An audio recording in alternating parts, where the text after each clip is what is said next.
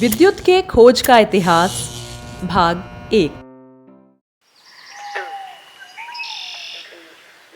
18वीं सदी में इंग्लैंड में माइकल नाम का एक लड़का रहता था।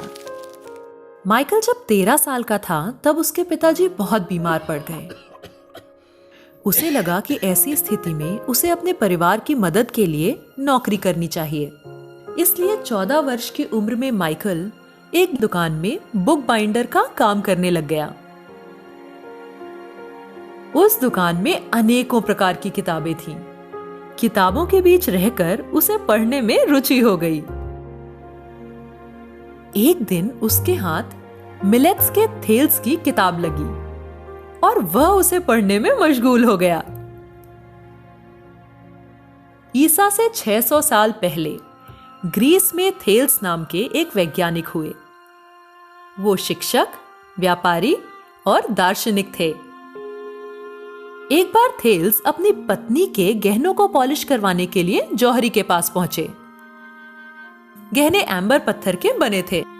जौहरी ने जैसे ही पॉलिश किए हुए पत्थरों को जमीन पर रखा, थेल्स को एक अजीब सी घटना दिखी।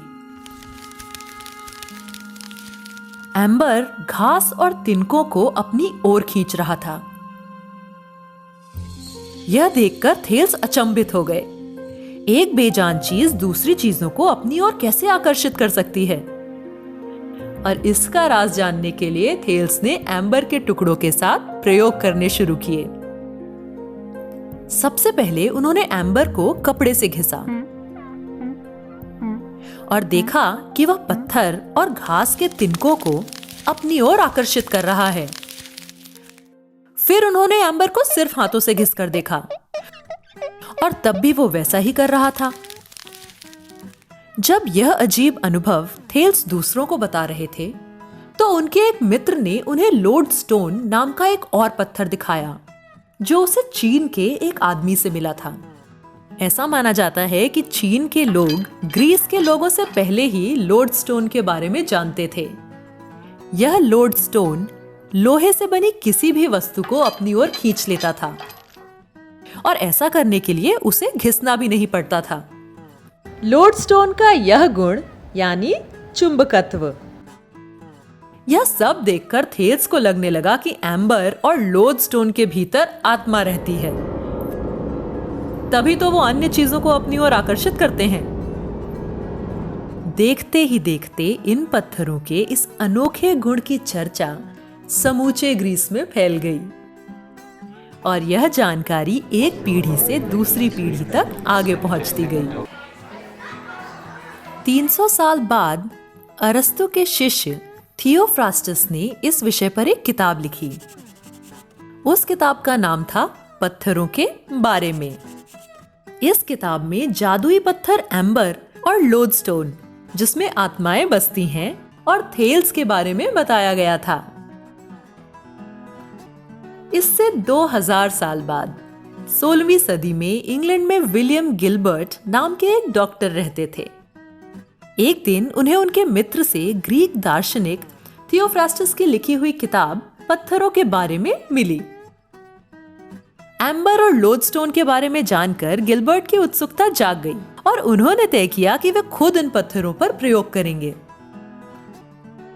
प्रयोग करते हुए उन्हें पता चला कि एम्बर के अलावा क्रिस्टल, रत्न, मोम, गोंद, कांच और गंधक भी रगड़े जाने पर दूसरी चीजों को अपनी ओर आकर्षित करते हैं।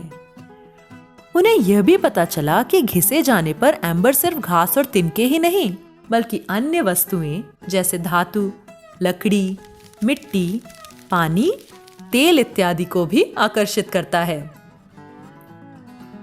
एम्बर को ग्रीक भाषा में इलेक्ट्रॉन कहते हैं।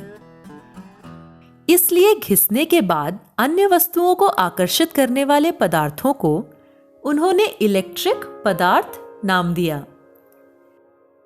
जिन वस्तुओं में आकर्षण का यह गुण नहीं था, उन्हें नॉन इलेक्ट्रिक पदार्थ कहा गया। कौन से पदार्थ इलेक्ट्रिक हैं और कौन से नॉन इलेक्ट्रिक, यह पहचानने के लिए गिलबर्ट ने एक यंत्र भी बनाया। उस यंत्र को उन्होंने नाम दिया वेर्सोरियम। यह एक धातु की सुई से बना होता है जिसे एक लकड़ी के स्टैंड पर रखा जाता है। अगर कोई इलेक्ट्रिक पदार्थ रगड़ने के बाद वर्सोरियम के पास लाया जाए तो सुई उस चीज की तरफ घूम जाती है। अपने इन खोजों के बारे में लोगों को बताने के लिए गिलबर्ट ने सभाओं में भाषण देना शुरू किया। गिलबर्ट ने कहा कि ग्रीक लोगों की मान्यता गलत थी कि कुछ पत्थरों में आत्माएं रहती हैं। एम्बर के अलावा कई अन्य पदार्थों में भी यह आकर्षण का गुण पैदा किया जा सकता है। गिलबर्ट के अनुसार यह पदार्थों का प्राकृतिक गुण था।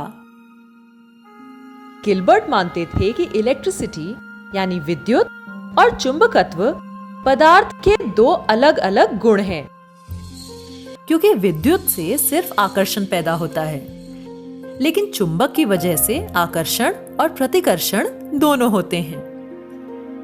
गिलबर्ट ने अपनी इन खोजों के बारे में एक किताब भी लिखी जिसका नाम था द मैग्नाइट। माइकल एकदम मशगूल होकर यह कहानी पढ़ रहा था। उसे इस किताब में और कौन कौन सी अद्भुत बातें पता चली, ये हम आगे देखेंगे।